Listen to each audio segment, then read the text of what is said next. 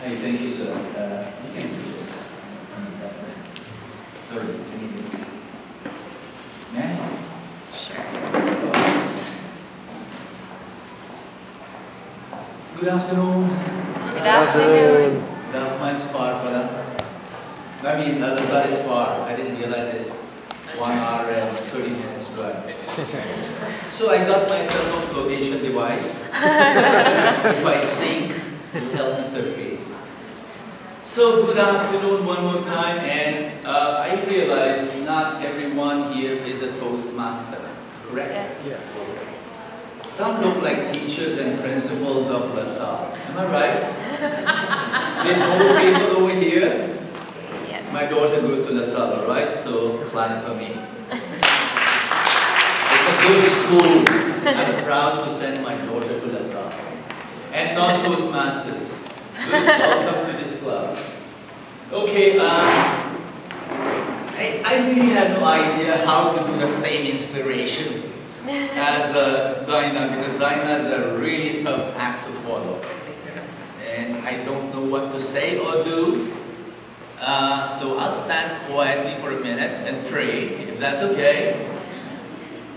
But in the meanwhile, while I'm praying, I'd like to find out what is it that you have enjoyed and learned and been impacted with throughout the whole day. Is there something that stood out for teachers, Toastmasters, and non-Toastmasters? Something that was special for you, so at least I know where I'm starting from. The whole day, it's been a busy day, isn't it? Yes. So what stood out besides, for me, I heard Albert Einstein. Man should not strive for success, but man should try to be a man of value. Very powerful. I love that. But for you, mga kaibigan, mga kababayan, mga Filipino, what stood out for you? Mga Toastmasters, mga teachers. They don't talk. It's a good audience.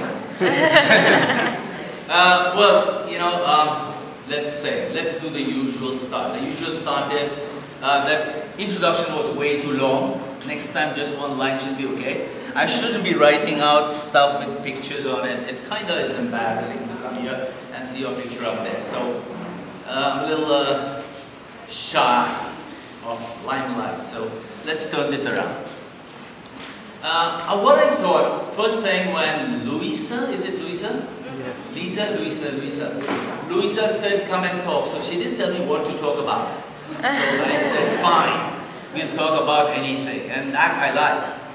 So I sent her a title, Unleashing Inherent Excellence. Then when I got the program, it said, Power of Communication. So I said, change it to Unleashing Speaking Excellence. Now I'm thinking, there is hardly any difference between the two. Would you agree? I was thinking, excellence is a striving, it's a desire, it's a wish, yeah? It's a place far away from you.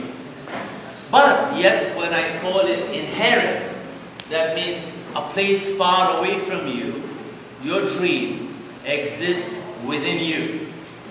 Am I right? So, whatever you hope to be, whatever you want to be, whatever you want to achieve, if you have been able to see it in your mind's eye, if it has throb or beat in your heart, then it lives inside you and it has to be manifested outside of you. And you are the only person who can do that. Speaking is an expression of that dream. It gives it a certain form. Agree? Now, I struggle and strive for the same thing. And I don't think my struggle and striving and yearning will ever end. I'm gonna leave this world just like Mr. Brooks Loomis did. On my feet, on my horse, with my sword in my hand or with my mic in my hand, because that's how he passed away. Right in front of me on TV.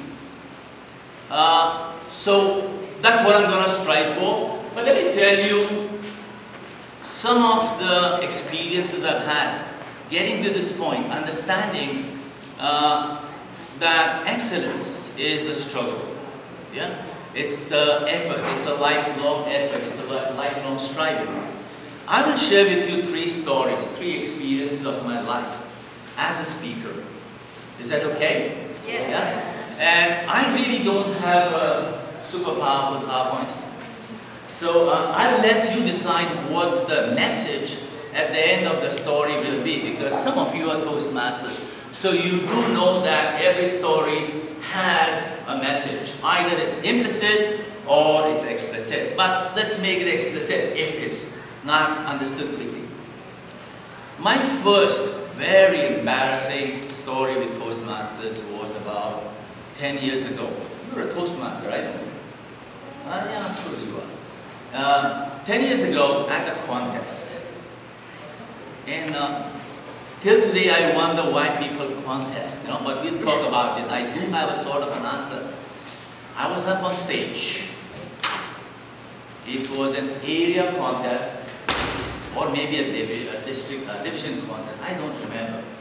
Dinah was in the audience, and so was her loving, big, beautiful white husband, my mentor, Brooks Loomis, who of course left this world as if he left it from my arms. So it's a very tough, traumatic experience for me too. I haven't overgrown it in the last 3 years, and it just came back when he brought it up. So Brooks was in the audience, and there was Carol, Carrion. I don't know if the current government of Toastmasters, District Governor JJ was there, but several of my friends were there. And I was up there on a little raised stage, and I was doing my speech. And the year before that, or the contest season before that, I won the area contest at all 3 levels. Prepared, humorous, wow. Table topics, everything. I won the division at 2 levels. And I was a proud speaker. The mighty, invincible speaker up on stage. And here's what happened to me. Right in the middle of my speech, when the thought got to me that I am, quote unquote, freaking invincible, I got cold feet. Right in the middle of the speech, when I saw my audience drop their jaws in amazement at my style, suddenly I had cold feet. And my cold feet warmed up. As it rose up my physiology, it got to my mouth and dried my mouth up so much out of fear that I could not open my mouth. Dinah Loomis went running through the tools room, picked out a plier and a screwdriver, and she came and hammered my mouth open. I'm kidding. But I had to pry my mouth open, get myself a glass of water, right in the middle of the contest. It was the most humiliating moment. And I began to wonder, why does this happen? Why do people get cold feet? Why are we afraid? What causes us to go into such a panic mode inside? I thought about it a very long time. In fact, I studied. I wanted to go to a psychiatrist. I couldn't afford one. I didn't know one. I don't know where to find them still, thankfully. No? But a lot of it was reflection. And today, years later, I think the reason, maybe I don't just think, I believe that the reason we get cold feet, the reason we are afraid, the reason we go into panic is because the image we try to project outside of us is not the image that is inside of us. We call it now lack of congruence, outside and inside. That means the excellence that you believe inside of you is not the one you're projecting. You're putting on a facade of a great speaker. When you realize that, the warmth from your brains goes down and freezes your feet, so to say. No? So that was my first experience, and I swear to you, I don't want to go through that experience again. So, it was not practice and preparation that is important to do away with that fear. It was purification. Trust me, it is purification. And it's not an easy journey. Because then you begin to learn to watch yourself at every moment. What are you doing, Raju? What are you saying? What are you putting across? Is it true? Does it have value? Will it create something positive and constructive outside of you? Is this really you, Raju? And it's a huge struggle, guys. It's a massive struggle. And Toastmasters, I must tell you, is the place, is the ground where you can do that reflection. That's step one. That's my story one. And it's fact. So Dinah is nodding. She was there. Did you bring the screwdriver and the stuff? Yeah, you did. That was one. Post that, stubborn of me, hard-headed that I am as an Indian, part Filipino, I went on. I said, I'm not going to give up. You're a teacher? No. Any teachers here? Oh, yeah. Teachers? Yeah. So my second experience was with teachers. In the year 2005, I had finished writing my first book, The Heart of Public Speaking. And I had given up my own profession, my own business. I had moved into this. One, because it was purifying me. Two, I loved it. Three, I was passionate and I enjoyed the limelight. So I'll turn this upside down because I do enjoy the limelight. Sometimes when I lose my shyness, I was looking for work. I would take up any kind of work. You call me to a barangay meeting to talk, I will talk. You bring me to church, even though I'm not such a Christian, I will talk. You send me to school PTA, I will talk. You know? I will talk no matter what. But again, you just can't talk for fun. You have to put bread on the table. So sometimes I would talk for little money. And I spoke once at a DepEd meeting somewhere in the north of Philippines, and they loved what I did. The whole day long for a sandwich and a drink. The next day for a toothbrush and toothpaste. I spoke. No, I did. One time, I had to replace a speaker. And, you know, government and DepEd, it's kind of a snake pit out there. So the person who was inviting me, she said, Raju, would you come in and fill in the shoes of another speaker who was supposed to do English language skills? Grammar, pronunciation, enunciation, blah, blah, blah. I said, I don't do that. I'm an Indian. I have a very thick tongue. Besides, last year, my tongue all dried up. So, I can do public speaking skills. I can do leadership. You know, I can inspire. So she said, fine. Doesn't matter, you know. So I went up to this audience of about 150 teachers and administrators. And it was a municipal barangay kind of a hall, and I came in at 8:30 because as a professional, I believe that if you're supposed to speak at 9, you must turn up at 8, you know? Except for today, sorry. You know? So, no, sorry, really, it's 90 minutes and we have to take lunch. She got really hungry. Government. I call her government, I like it. District governor, government. So, 150 people in the room.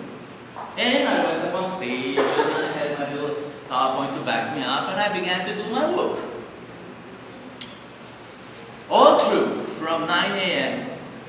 up until lunch, 90% of my audience was with me. You know, as Toastmasters, teachers and speakers, you know, connection and engagement and influence is what we do. So I was engaged and we were having fun. But there was this group of teachers up in this corner, just like this one over here, and they sat with their arms crossed and their chins raised, you know, and heads turned towards the north. You know? All through the morning, not only were they like that to me, in Tagalog, that's wrong grammar, I understand, but like that to me sila. Not only that, they were just bantering and talking and having a little private meeting amongst themselves. And 95% of my audience was working with me. Water before I dry up. Come lunchtime, I went up to this group at the lunch break, I said, "Hi, ladies and gentlemen. Everything okay? Yes, okay. Are you enjoying what is happening here? Kinda. Is everything all right? No," was the guy in black with a big watch on his wrist, just like that. He goes, "No, everything's not all right." I said, "Well, what can I do?" Right? Because when you are the speaker, when you are the facilitator, you are in charge. You are the ringmaster. Yeah, you're responsible for everything, the happiness of your audience. So he says no, and I says, "Is it me? I'm Bombay, I realize I don't lend money, but is it me?" He said, "Maybe." Then all of them said, "Maybe." I said, "What is it?" And here they go. They go, "We came here to learn English. You're teaching us leadership, two different things, and we are not happy with it." And I go, "Hey, but didn't we announce that at 8:30 in the morning when I walked in? Instead of a lady, a guy walks in and he's not talking English, he's speaking Japanese about leadership. Didn't we know that?" She said, "We know that, but we are not against you, we are against the organizer." Great. Now, listen, you can't have a group where part of that group is not in sync with you. It just doesn't work. So I go up to the organizer and I said, "Can you please go talk to them?" Well, they sit down and talk. And ladies and gentlemen, if you've ever been in a situation like that, they were talking to each other for 2.5 hours. They couldn't come to an agreement. They couldn't come to a conclusion. No consensus, nothing. They were screaming and shouting at each other. And now in the meanwhile, what do? Where do I go? The other 90% of the audience slowly began to lose interest. Yeah, they were enjoying it. It was working for them. I stood by on a wall for 2.5 hours. No lunch, no water, no nothing. I just stood there quietly like that Indian statue that you see sometimes. I stood there for 2.5 hours. 2.5 hours later, no conclusion. And I said, the ship of my speaking career is gonna sink, and no flotation device. No? So I gathered enough courage. I go up to them and I say, "Ladies and gentlemen, seems like this is not cooling down." And they go, "Yes, yes." And I go, "May I ask you a couple of questions?" They go, "Okay." I said, "It is true that you came here to learn English and not leadership?" "Yes." Answer is yes. Now I'm a little bit of a salesperson, so I get people to say yes very often. No? So they said yes to the first one because it was a nice question, right? The nice question was, you came here for English and you get leadership. Yes. Did you come in time? Yes. Did you pay money for this? Yes. I've got 3 yeses. You know, I'm getting really confident now. Fourth question is, did you know that you won't get English, but now you'll get Japanese, realizing that the lady who was supposed to speak didn't turn up? They go, "Yes."